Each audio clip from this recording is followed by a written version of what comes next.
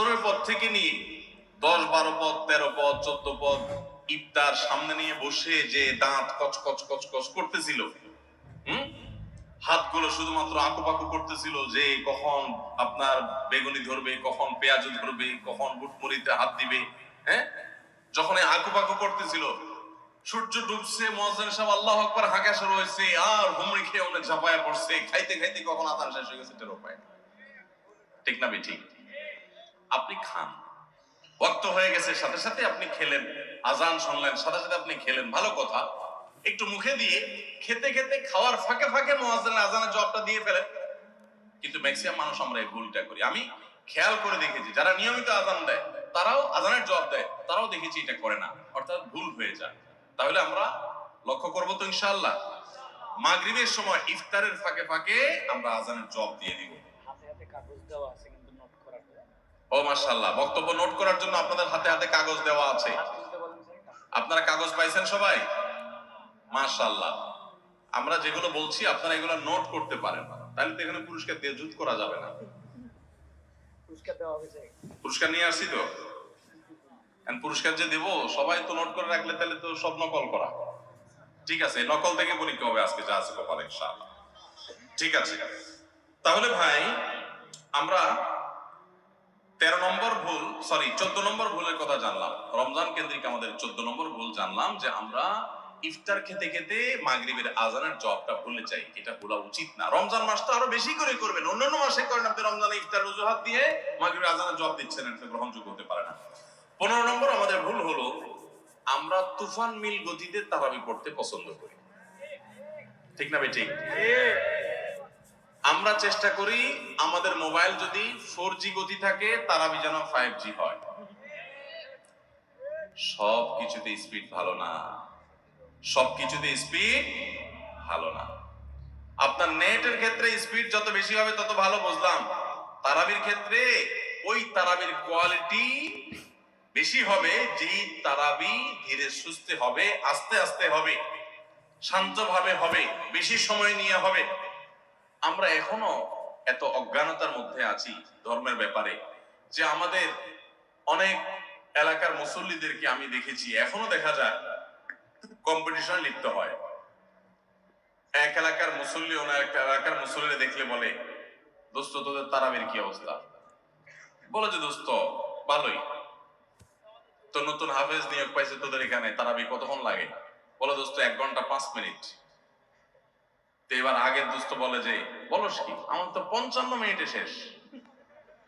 মানে খুব proud feel করতেছে যে আমাদের হাফেজ এত তুখোড় হাফেজ যে 55 মিনিটে শেষ করে ফেলা। শুনেন, হাফেজদের একটা গোমর বলি আপনাদেরকে। গোমরটা হইল, হাফেজদের জন্য তাড়াতাড়ি পড়াটা অনেক সহজ, আস্তে পড়া এটা সব হাফেজ পারে না। বুঝতে পারছেন? যারা গাড়ি চালাতে পারেন, ড্রাইভিং জানেন, তারা ভালো করে বুঝবেন, গাড়ি জোরে চালাইতে খুব বেশি যোগ্যতা লাগে না, গাড়ি আস্তে চালানোর জন্য যোগ্যতা লাগে। আমি জীবনে যখন প্রথম গাড়ির স্টিয়ারিং হুইল ধরে শেখা শুরু করি, আমাকে ট্রেনিং দিছে নেপালের একজন ভাই, আমার সহকর্মী, সৌদি আরবে ছিলেন, আলেম মানুষ, মদিনা ফারেক, শেখ রিয়াজুল হক।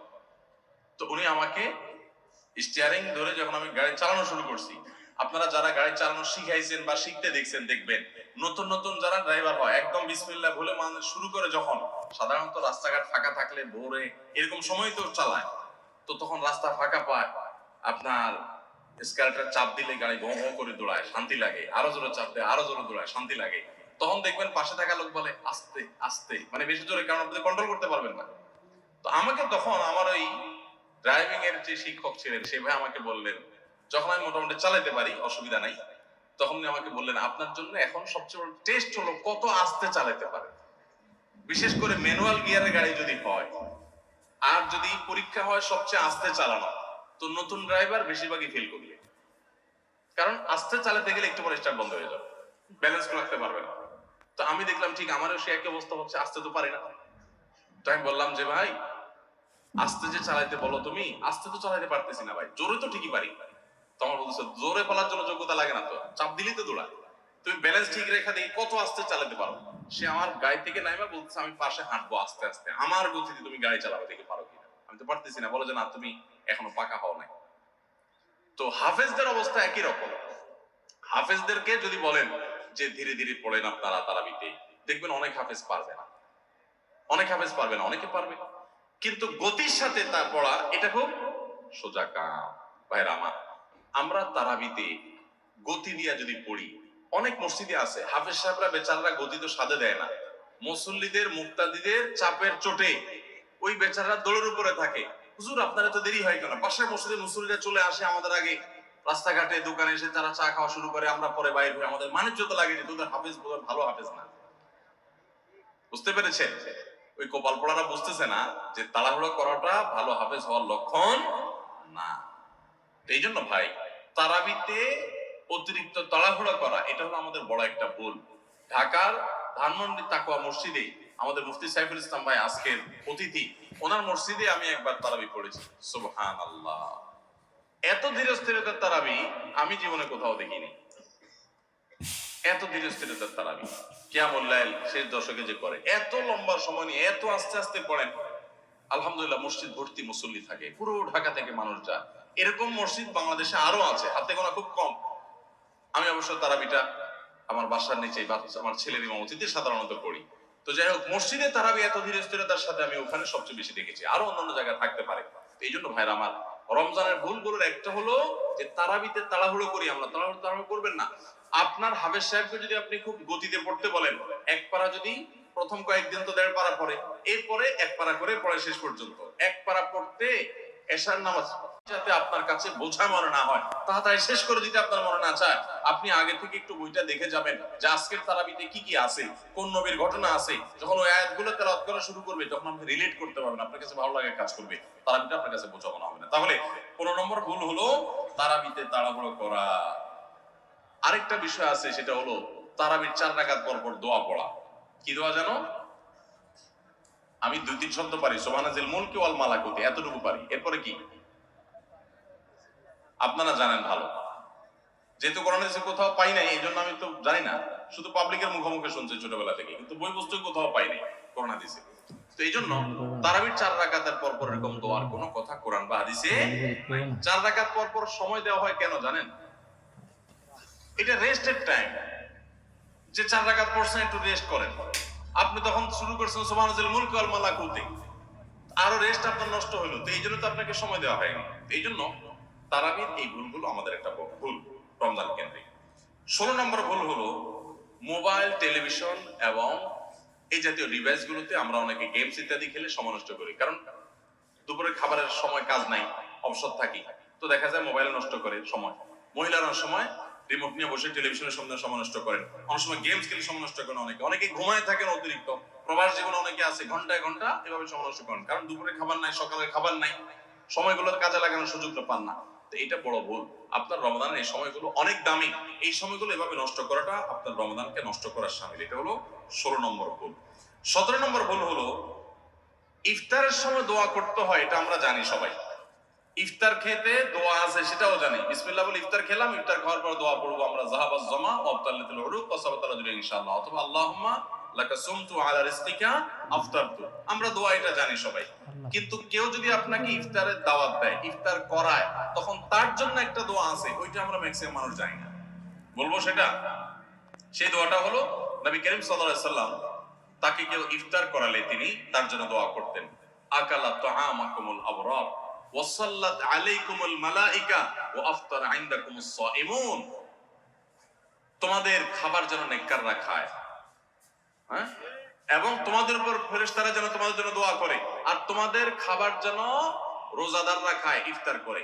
কেউ ইফতার করে তার জন্য এই দোয়া করা সুন্নাত, এটা আমরা অনেকে জানি না। তো এই দোয়া না করা, এটা আমার মনে হয় আমাদের সমাজের ম্যাক্সিমাম মানুষের মধ্যে আছে, যে আমরা দোয়া করি না। ইফতার কেউ খাওয়ালে খেয়ে চলে আসি, বড়দের অন্য দোয়া পড়ে, কিন্তু এই দোয়া পড়া সুন্নাত এটা আমরা জানি না। তাহলে এইটা একটা ভুল আমাদের রমজান কেন্দ্রিক। 18 নম্বর ভুল হলো ইতিকাফ না করা এবং পরিবারকে শেষ 10 দিনে ঘুম থেকে জাগিয়ে না তোলা। রমজানের শেষ 10 দিন ইতিকাফ করা হলো রমজানের সবচাইতে তৃপ্তিদায়ক ইবাদত। যেই ইবাদতের তৃপ্তি আপনি নগদে পাবেন, সেটা হলো রমজানের শেষ দশকের ইতিকাফ। দুঃখজনক বিষয় হলো ম্যাক্সিমাম মানুষ আমাদের দেশে মসজিদগুলোতে দেখা যায় ইতিকাফের লোক পাওয়া যায় না, টাকা দিয়ে লোক ভাড়া করে ইতিকাফে রাখা লাগে। একটা দুঃখজনক ব্যাপার। তো তো রমজানের একটা গুরুত্বপূর্ণ আমল হলো এই ইতিকাফ, এটা আমরা করি না, চেষ্টা করবো তো ইনশাআল্লাহ। একবার যদি আপনি ইতিকাফ করেন, আর ইতিকাফের মজা যদি একবার পেয়ে যান, বিশেষ করে কয়েকজন ইবাদত গুজার মানুষের সাথে থাকেন, একটা পরিবেশ পান, আপনাকে জীবনে ইতিকাফ থেকে কেউ আর ঠেকাতে পারবে না, দূরে রাখতে পারবে না। ইতিকাফ আপনি করেই ছাড়বেন, এত মজার ইবাদত। এবং সেই সাথে রমজানের শেষ দশকে নবী সাল্লাল্লাহু আলাইহি সাল্লাম পরিবারের লোকদেরকে ঘুম থেকে ডেকে তুলতেন, আমরা এটা করি না। পরিবারের লোকদেরকে সহ পুরো পরিবার মিলে একসাথে ইবাদত বন্দি করা শেষ দশকে, এটা গুরুত্বপূর্ণ একটা ইবাদত। তাহলে 18 নম্বর ভুল হলো ইতিকাফ না করা, পরিবারকে শেষ দশকে না জাগানো। 19 নম্বর ভুল হলো শেষ 10 দিন আসলে আমরা কেনাকাটা, শপিং, যারা শহরে আছে তারা গ্রামের বাড়িতে যায় ঈদ করা, এগুলোর পেছনে আমরা ব্যস্ত হয়ে যাই। শেষ 10 দিন হলো ইবাদতের সবচেয়ে গুরুত্বপূর্ণ সময়। রমজানের আসল টাইম হলো শেষ 10 দিন, সবে কদর ওর মধ্যেই আছে, অথচ আমরা সেই সময়টাতে সবচেয়ে বেশি অবহেলা কাটাই। এটা রমজানের একটা বড় ভুল। আর 20 নম্বর এবং সর্বশেষ যেটা বলতে চাই সেটা হলো যে অনেকে আমরা ফিতরাটা সময় মতো দেই না। ফিতরাটা হলো চাঁদ উঠছে তখন থেকে নিয়ে ঈদ উল ফিতরের নামাজের আগ পর্যন্ত এই সময়ের মধ্যে দিয়ে দিবেন। এত অল্প সময়ের মধ্যে, রাতের মধ্যে গরিব যদি খুঁজে না পান তাহলে একদিন দুই দিন আগে থেকেও দিতে পারবেন, কিন্তু কোন অবস্থাতে ঈদের নামাজের পরে ফিতরা দিলে সেটা ফিতরা আদায় হবে।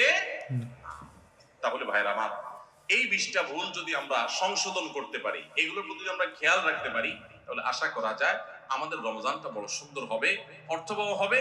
এই রমজানটা আমাদেরকে তাকওয়া অর্জন করাবে এবং সফল এবং সার্থক রমজান আমরা কাটাতে পারবো। চেষ্টা করবো তো ইনশাআল্লাহ। আমি এক নজরে আবারও বলে দিচ্ছি, 1 নম্বরের ভুল হলো রমজানের চাঁদ না দেখা। শাবানের 29 তারিখে রমজানের চাঁদ তালাশ না করা পশ্চিম আকাশে, এটা আমাদের একটা ভুল। 2 নম্বর হলো আমাদের রমজানের প্রস্তুতির অংশ হিসেবে শুধু খাবার টাবার কিনে ভরায় ফেলা, ইবাদতের রুটিন নাই, খাবার নিয়ন্ত্রণ করার ব্যবস্থা নাই, বরং অতিরিক্ত খাবারের ব্যবস্থা করা, এটা আমাদের একটা ভুল। 3 নম্বর হলো আমাদের ছোট ছেলে মেয়েরা যদি রোজা রাখতে চায় তাদেরকে রাখতে না দেওয়া, মায়া করে তাদেরকে রোজা থেকে বিরত রাখা, এটা আমাদের একটা ভুল।